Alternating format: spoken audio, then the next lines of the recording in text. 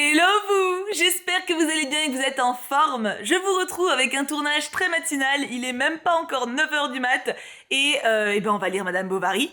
La dernière fois on n'avait fait qu'un seul chapitre parce qu'il était très long et je pense qu'on va faire la même chose pour cette fois-ci. On est sur un chapitre de plusieurs dizaines de pages, donc bon, autant être pragmatique, hein, mais bon on verra, ça se trouve je vais être plus rapide que la lumière. Le suspense est permis. On avait laissé Emma, ma foi, plutôt pas mal, hein. Elle avait gagné plein de pognon puisqu'elle s'est fait arnaquer par Monsieur Lheureux.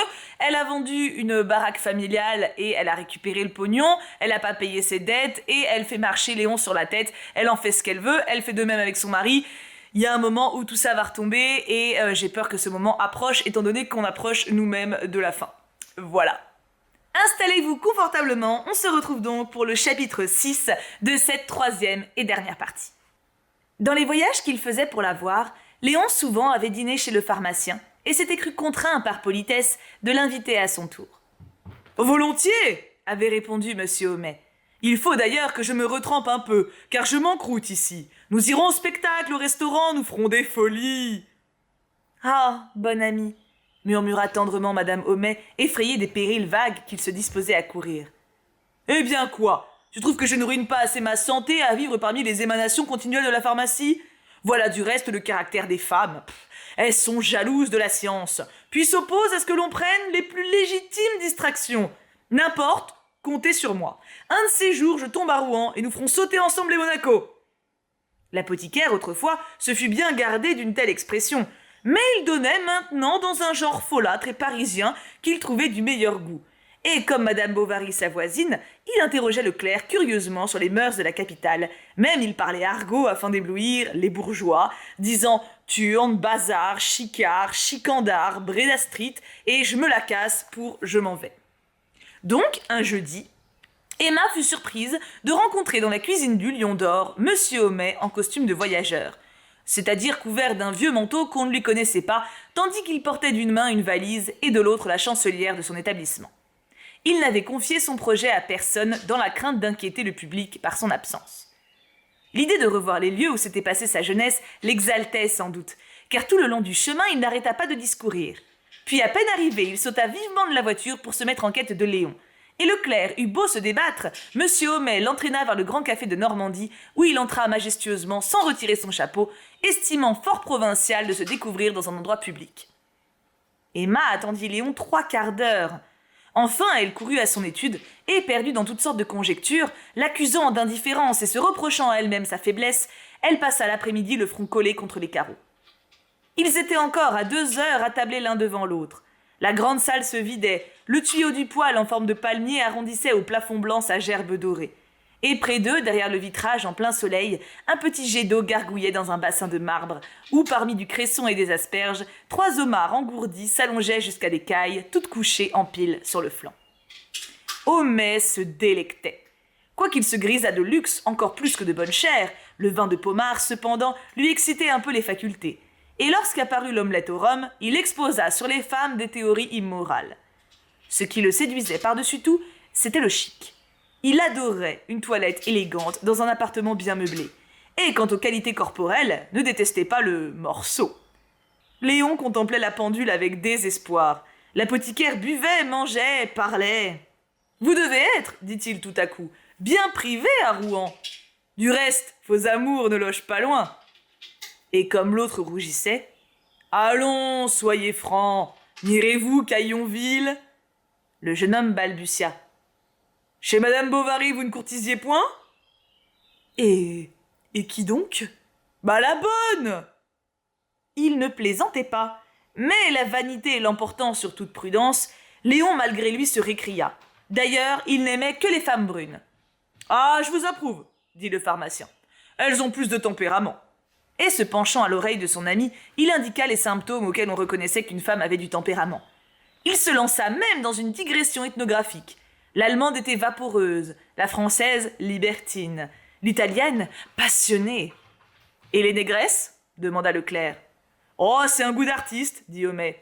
Garçon, 2 demi-tasses !»« Partons-nous ?» reprit à la fin Léon s'impatientant. « Yes !» Mais il voulut, avant de s'en aller, voir le maître de l'établissement et lui adressa quelques félicitations. Alors le jeune homme, pour être seul, allégua qu'il avait affaire. « Ah, mais je vous escorte !» dit Homais.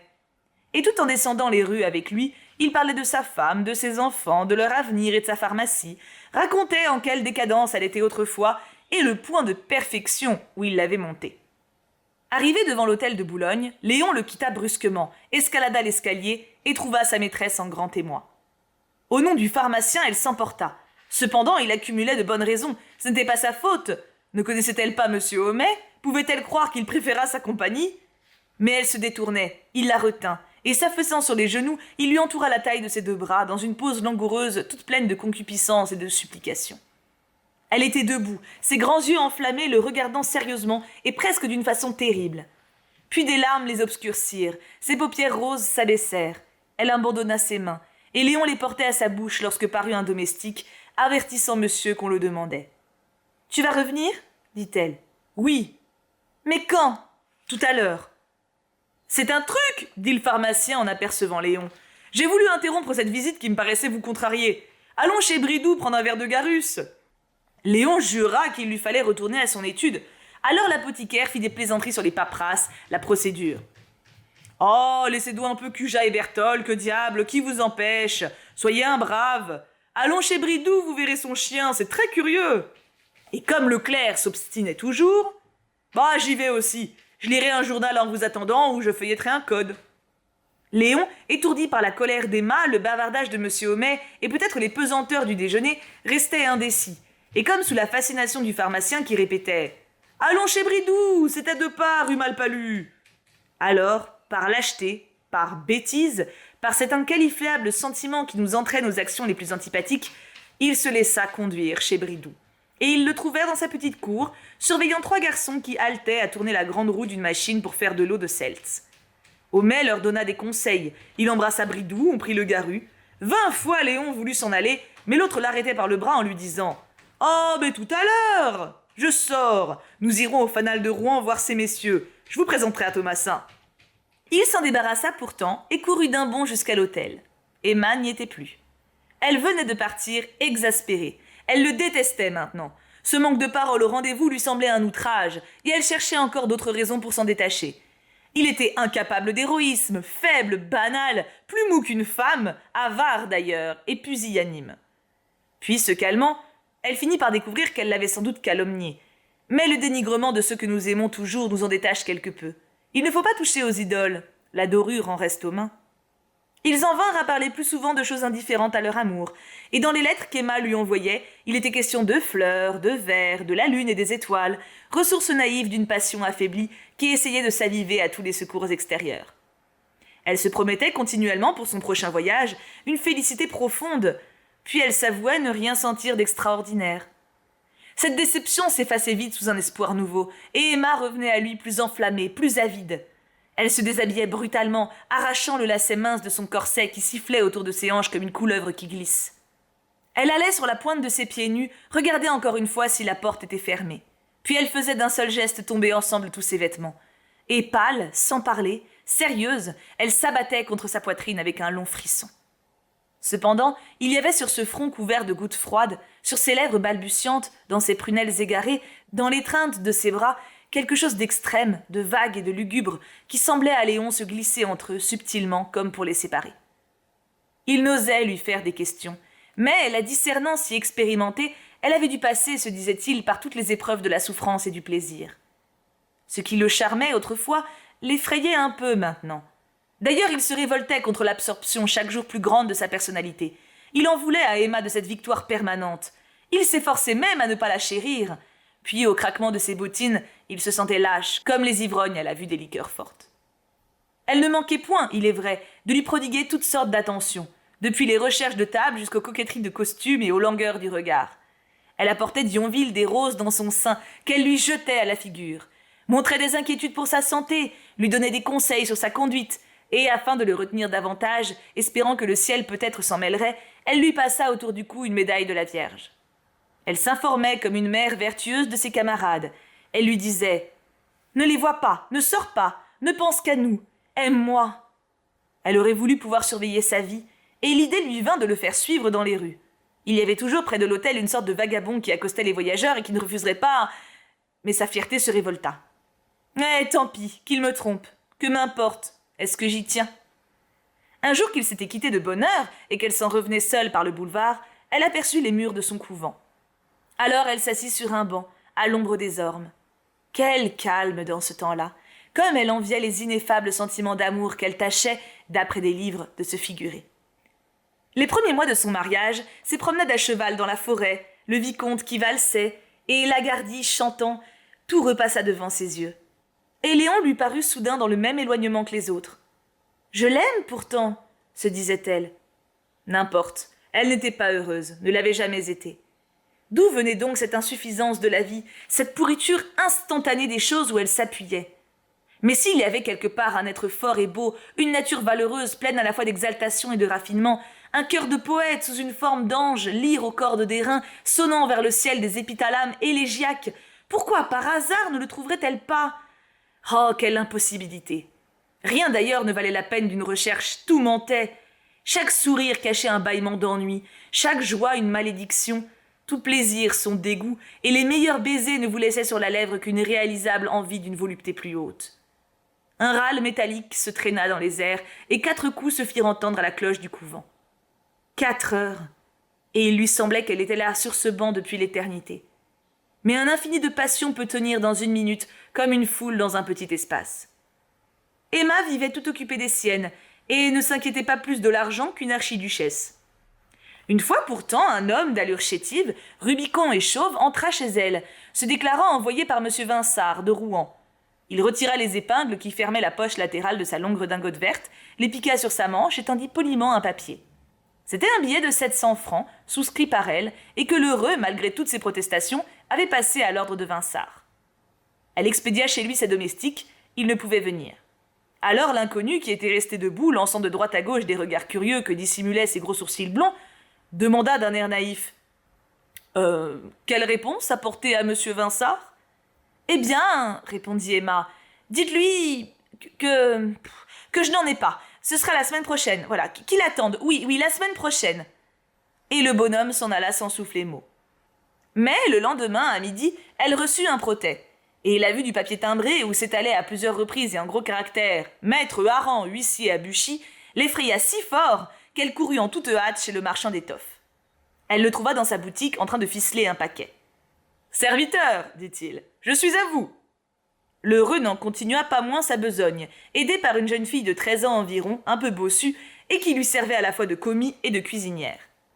Puis, faisant claquer ses sabots sur les planches de sa boutique, il monta devant madame au premier étage et l'introduisit dans un étroit cabinet, où un gros bureau en bois de sape supportait quelques registres, défendus transversalement par une barre de fer cadenassée. Contre le mur, sous des coupons d'indienne, on entrevoyait un coffre-fort, mais d'une telle dimension qu'il devait contenir autre chose que des billets et de l'argent.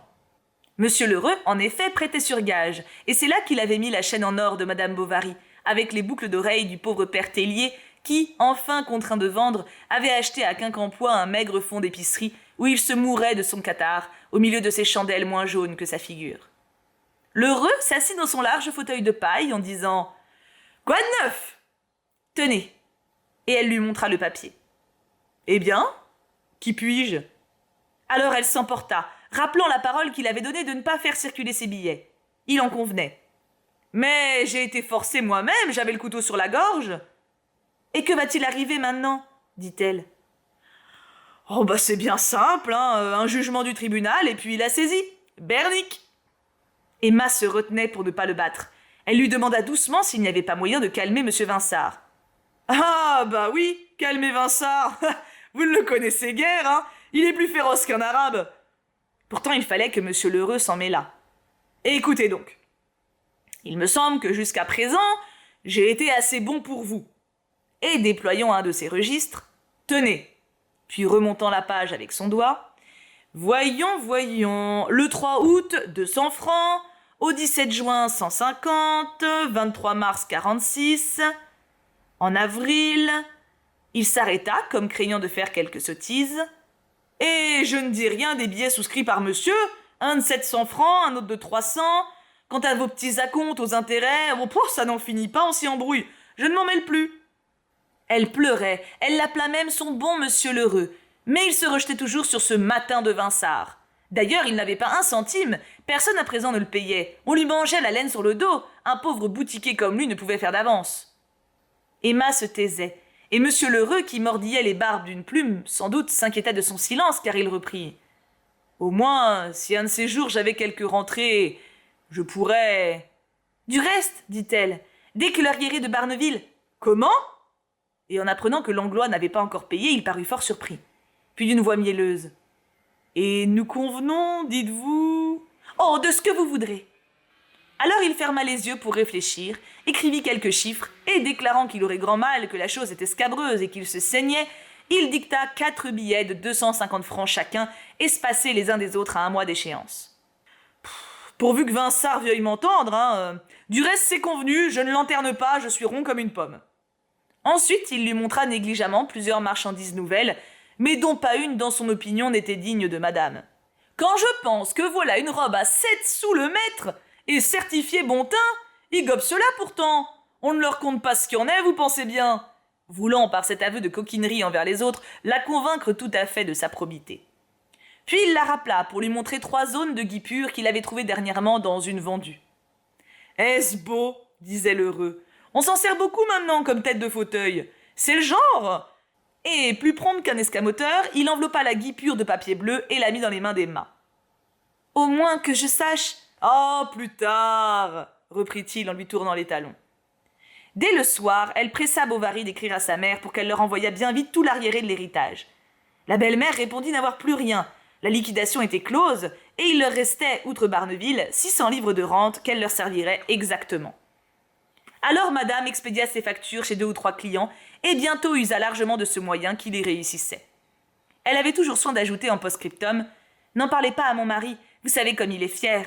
Excusez-moi, votre servante. » Il y eut quelques réclamations, elle les intercepta. Pour se faire de l'argent, elle se mit à vendre ses vieux gants, ses vieux chapeaux, la vieille ferraille. Et elle marchandait avec rapacité, son sang de paysanne la poussant au gain. Puis, dans ses voyages à la ville, elle brocanterait des babioles, que Monsieur Lheureux, à défaut d'autres, lui prendrait certainement. Elle s'achetait des plumes d'autruche, de la porcelaine chinoise et des bahuts. Elle empruntait à Félicité, à Madame Lefrançois, à l'hôtelière de la Croix-Rouge, à tout le monde, n'importe où. Avec l'argent qu'elle reçut enfin de Barneville, elle paya 2 billets. Les 1500 autres francs s'écoulèrent. Elle s'engagea de nouveau, et toujours ainsi. Parfois, il est vrai, elle tâchait de faire des calculs, mais elle découvrait des choses si exorbitantes qu'elle n'y pouvait croire. Alors elle recommençait, s'embrouillait vite, plantait tout là et n'y pensait plus. La maison était bien triste maintenant. On en voyait sortir les fournisseurs avec des figures furieuses. Il y avait des mouchoirs traînant sur les fourneaux, et la petite Berthe, au grand scandale de Madame Homais, portait des bas percés. Si Charles timidement hasardait une observation, elle répondait avec brutalité que ce n'était point sa faute. Pourquoi ces emportements ? Il expliquait tout par son ancienne maladie nerveuse. Et, se reprochant d'avoir pris pour des défauts ses infirmités, il s'accusait d'égoïsme, avait envie de courir l'embrasser. « Oh bah non, se disait-il, je l'ennuierais. » Et il restait. Après le dîner, il se promenait seul dans le jardin. Il prenait la petite Berthe sur ses genoux et, déployant son journal de médecine, essayait de lui apprendre à lire. L'enfant, qui n'étudiait jamais, ne tardait pas à ouvrir ses grands yeux tristes et se mettait à pleurer. Alors il la consolait. Il allait lui chercher de l'eau dans l'arrosoir pour faire des rivières sur le sable, ou cassait les branches des troènes pour planter des arbres dans les plates-bandes. Ce qui gâtait peu le jardin, tout encombré de longues herbes. On devait tant de journées à Lestiboudois. Puis l'enfant avait froid et demandait sa mère. « Appelle ta bonne, disait Charles. Tu sais bien, ma petite, que ta maman ne veut pas qu'on la dérange. » L'automne commençait et déjà les feuilles tombaient, comme il y a 2 ans lorsqu'elle était malade. Quand donc tout cela finira-t-il ? Et il continuait à marcher les 2 mains derrière le dos. Madame était dans sa chambre. On n'y montait pas. Elle restait là tout le long du jour, engourdie, à peine vêtue, et de temps à autre faisait fumer des pastilles de sérail qu'elle avait achetées à Rouen dans la boutique d'un Algérien. Pour ne pas avoir la nuit auprès d'elle cet homme étendu qui dormait, elle finit à force de grimaces par le reléguer au 2e étage. Et elle lisait jusqu'au matin des livres extravagants où il y avait des tableaux orgiaques avec des situations sanglantes. Souvent, une terreur la prenait. Elle poussait un cri. Charles accourait. « Ah, va-t'en !» disait-elle. Ou d'autres fois, brûlée plus fort par cette flamme intime que l'adultère avivait, haletante, émue, tout en désir, elle ouvrait sa fenêtre, aspirait l'air froid, éparpillait au vent sa chevelure trop lourde, et, regardant les étoiles, souhaitait des amours de prince. Elle pensait à lui, à Léon. Elle lui a alors tout donné pour un seul de ces rendez-vous qui la rassasiait. C'étaient ses jours de gala. Elle les voulait splendides. Et lorsqu'il ne pouvait payer seul la dépense, elle complétait le surplus libéralement, ce qui arrivait à peu près toutes les fois. Il essaya de lui faire comprendre qu'il serait aussi bien ailleurs, dans quelque hôtel plus modeste, mais elle trouva des objections. Un jour, elle tira de son sac 6 petites cuillères en vermeil, c'était le cadeau de noces du père Rouault, en le priant d'aller immédiatement porter cela pour elle au mont-de-piété. Et Léon obéit, bien que cette démarche lui déplut. Il avait peur de se compromettre. Puis, en y réfléchissant, il trouva que sa maîtresse prenait des allures étranges, et qu'on n'avait peut-être pas tort de vouloir l'en détacher. En effet, quelqu'un avait envoyé à sa mère une longue lettre anonyme pour la prévenir qu'il se perdait avec une femme mariée. Et aussitôt la bonne dame, entrevoyant l'éternel épouvantail des familles, c'est-à-dire la vague créature pernicieuse, la sirène, le monstre, qui habite fantastiquement les profondeurs de l'amour, écrivit à maître Dubocage, son patron, lequel fut parfait dans cette affaire. Il le tint durant 3 quarts d'heure, voulant lui dessiller les yeux, l'avertir du gouffre. Une telle intrigue nuirait plus tard à son établissement. Il le supplia de rompre, et s'il ne faisait ce sacrifice dans son propre intérêt, qu'il le fît au moins pour lui, Dubocage. Léon, enfin, avait juré de ne plus revoir Emma, et il se reprochait de n'avoir pas tenu sa parole, considérant tout ce que cette femme pouvait encore lui attirer d'embarras et de discours, sans compter les plaisanteries de ses camarades qui se débitaient le matin autour du poêle. D'ailleurs, il allait devenir premier clerc, c'était le moment d'être sérieux. Aussi renonçait-il à la flûte, au sentiment exalté, à l'imagination, car tout bourgeois dans l'échauffement de sa jeunesse, ne fût-ce qu'un jour, une minute, s'est cru capable d'immenses passions, de hautes entreprises. Le plus médiocre libertin a rêvé des sultanes, chaque notaire porte en soi les débris d'un poète. Il s'ennuyait maintenant lorsqu'Emma tout à coup sanglotait sur sa poitrine, et son cœur, comme les gens qui ne peuvent endurer qu'une certaine dose de musique, s'assoupissait d'indifférence au vacarme d'un amour dont il ne distinguait plus les délicatesses. Il se connaissait trop pour avoir ces ébahissements de la possession qui en centuplent la joie. Elle était aussi dégoûtée de lui qu'il était fatigué d'elle. Emma retrouvait dans l'adultère toutes les platitudes du mariage. Mais comment pouvoir s'en débarrasser? Puis elle avait beau se sentir humiliée de la bassesse d'un tel bonheur, elle y tenait par habitude ou par corruption, et chaque jour elle s'y acharnait davantage, tarissant toute félicité à la vouloir trop grande. Elle accusait Léon de ses espoirs déçus, comme s'il l'avait trahi. Et même, elle souhaitait une catastrophe qui amena leur séparation, puisqu'elle n'avait pas le courage de s'y décider. Elle n'en continuait pas moins à lui écrire des lettres amoureuses, en vertu de cette idée qu'une femme doit toujours écrire à son amant. Mais en écrivant, elle percevait un autre homme, un fantôme fait de ses plus ardents souvenirs, de ses lectures les plus belles, de ses convoitises les plus fortes, et il devenait à la fin si véritable et accessible qu'elle en palpitait émerveillée, sans pouvoir néanmoins le nettement imaginer tant il se perdait comme un dieu sous l'abondance de ses attributs. Il habitait la contrée bleuâtre, où les échelles de soie se balancent à des balcons, sous le souffle des fleurs, dans la clarté de la lune. Elle le sentait près d'elle, il allait venir et l'enlèverait tout entière dans un baiser. Ensuite elle retombait à plat, brisée, car ses élans d'amour vagues la fatiguaient plus que de grandes débauches. Elle éprouvait maintenant une courbature incessante et universelle. Souvent même, Emma recevait des assignations, du papier timbré qu'elle regardait à peine. Elle aurait voulu ne plus vivre ou continuellement dormir. Le jour de la mi-carême, elle ne rentra pas à Yonville. Elle alla le soir au bal masqué. Elle mit un pantalon de velours et des bas rouges avec une perruque à catogan et un lampion sur l'oreille. Elle sauta toute la nuit au son furieux des trombones. On faisait cercle autour d'elle, et elle se trouva le matin sur le péristyle du théâtre, parmi 5 ou 6 masques, débardeuses et matelots, des camarades de Léon qui parlaient d'aller souper. Les cafés d'alentour étaient pleins. Ils avisèrent sur le port un restaurant des plus médiocres, dont le maître leur ouvrit au 4e étage une petite chambre. Les hommes chuchotèrent dans un coin, sans doute se consultant sur la dépense. Il y avait un clerc, 2 carabins et un commis. Quelle société pour elle! Quant aux femmes, Emma s'aperçut au timbre de leur voix qu'elles devaient être presque toutes du dernier rang. Elle eut peur alors, recula sa chaise et baissa les yeux. Les autres se mirent à manger, elle ne mangea pas. Elle avait le front en feu, des picotements aux paupières et un froid de glace à la peau. Elle sentait dans sa tête le plancher du bal, rebondissant encore sous la pulsation rythmique des 1000 pieds qui dansaient. Puis l'odeur du punch avec la fumée des cigares l'étourdit. Elle s'évanouissait, on la porta devant la fenêtre. Le jour commençait à se lever et une grande tache de couleur pourpre s'élargissait dans le ciel pâle du côté de Sainte-Catherine. La rivière livide frissonnait au vent. Il n'y avait personne sur les ponts. Les réverbères s'éteignaient. Elle se ranima cependant et vint à penser à Berthe qui dormait là-bas dans la chambre de sa bonne. Mais une charrette pleine de longs rubans de fer passa, en jetant contre le mur des maisons une vibration métallique assourdissante. Elle s'esquiva brusquement, se débarrassa de son costume, dit à Léon qu'il lui fallait s'en retourner, et enfin resta seule à l'hôtel de Boulogne. Tout et elle-même lui étaient insupportables. Elle aurait voulu, s'échappant comme un oiseau, aller se rajeunir quelque part, bien loin, dans les espaces immaculés. Elle sortit, elle traversa le boulevard, la place Cauchoise et le faubourg, jusqu'à une rue découverte qui dominait des jardins. Elle marchait vite, le grand air la calmait. Et peu à peu les figures de la foule, les masques, les quadrilles, les lustres, le souper, ces femmes, tout disparaissait comme des brumes emportées. Puis, revenue à la Croix-Rouge, elle se jeta sur son lit, dans la petite chambre du second, où il y avait les images de la tour de Nesle. À 4 heures du soir, Yverte la réveilla.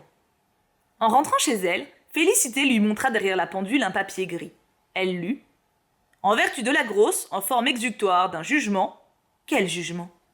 La veille, en effet, on avait apporté un autre papier qu'elle ne connaissait pas. Aussi fut-elle stupéfaite de ces mots.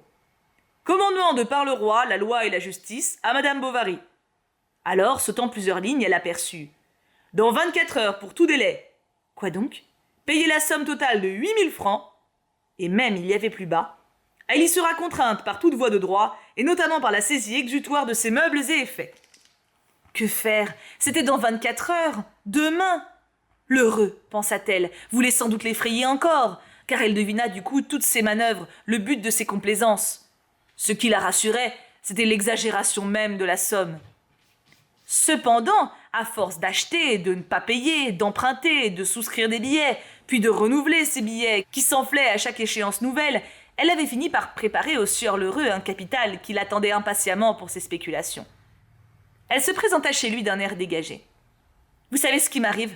C'est une plaisanterie, sans doute. »« Non. »« Comment cela ?» Il se détourna lentement et lui dit en croisant les bras. « Pensiez-vous, ma petite dame, que j'allais jusqu'à la consommation des siècles être votre fournisseur et banquier pour l'amour de Dieu ? Il faut bien que je rentre dans mes déboursés, soyons justes. » Elle se récria sur la dette. « Ah, bah tant pis, hein, le tribunal l'a reconnu, il y a jugement, on vous l'a signifié. D'ailleurs, ce n'est pas moi, c'est Vinsart. » « Est-ce que vous ne pourriez… »« Oh, rien du tout !»« Mais, cependant, raisonnons. » Et elle battit la campagne. Elle n'avait rien su, c'était une surprise. « À qui la faute ?» dit l'heureux en la saluant ironiquement. « Tandis que je suis moi à bûcher comme un nègre, vous vous repassez du bon temps ?»« Oh, pas de morale !»« Ça ne nuit jamais, » répliqua-t-il. Elle fut lâche, elle le supplia. Et même elle appuya sa jolie main blanche et longue sur les genoux du marchand. « Oh, mais laissez-moi donc ! On dirait que vous voulez me séduire. »« Vous êtes un misérable !» s'écria-t-elle. « Oh, oh, et comme vous y allez !» reprit-il en riant. « Je ferai savoir qui vous êtes. Je dirai à mon mari. »« Eh bien moi, je lui montrerai quelque chose à votre mari. » Et l'heureux tira de son coffre-fort un reçu de 1800 francs qu'elle lui avait donné lors de l'escompte Vinsart. « Croyez-vous, ajouta-t-il, qu'il ne comprenne pas votre petit vol, ce pauvre cher homme ?» Elle s'affaissa, plus assommée qu'elle n'eût été par un coup de massue. Il se promenait depuis la fenêtre jusqu'au bureau tout en répétant « Ah, bah je lui montrerai bien, je lui montrerai bien. » Ensuite, il se rapprocha d'elle et d'une voix douce. « Ce n'est pas amusant, je le sais. Personne, après tout, n'en est mort. Et puisque c'est le seul moyen qui vous reste de me rendre mon argent… »« Mais où en trouverai-je » dit Emma en se tordant les bras. « Ah bah, quand on a comme vous des amis… » Et il la regardait d'une façon si perspicace et si terrible qu'elle en frissonna jusqu'aux entrailles. « Je vous promets, dit-elle, je signerai… »« Oh, mais j'en ai assez de vos signatures. Je vendrai encore. »« Allons donc, fit-il en haussant les épaules, vous n'avez plus rien. » Et il cria dans le Judas qui s'ouvrait sur la boutique. « Annette, n'oublie pas les 3 coupons du numéro 14. » La servante parut. Emma comprit et demanda ce qu'il faudrait d'argent pour arrêter toutes les poursuites. « Il est trop tard. » « Mais si je vous apportais plusieurs 1000 francs, le quart de la somme, le tiers, presque tout. »« Eh non, c'est inutile. » Il la poussait doucement vers l'escalier. « Je vous en conjure, monsieur Lheureux, quelques jours encore. » Elle sanglotait. « Allons bon, des larmes. Vous me désespérez. »« Je m'en moque pas mal, » dit-il en refermant la porte. Et c'est la fin du chapitre. Waouh. Elle est officiellement très mal barrée.